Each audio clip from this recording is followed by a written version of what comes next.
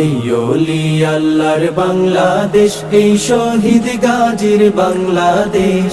রহম করুন আল্লাহ, রহম করুন আল্লাহ, রহম করুন আল্লাহ, রহম করুন আল্লাহ।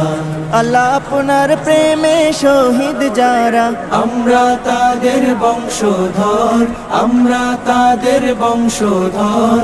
তাদের পথে কবুল করুন আল্লাহ, কবুল করুন আল্লাহ, কবুল করুন আল্লাহ, কবুল করুন আল্লাহ।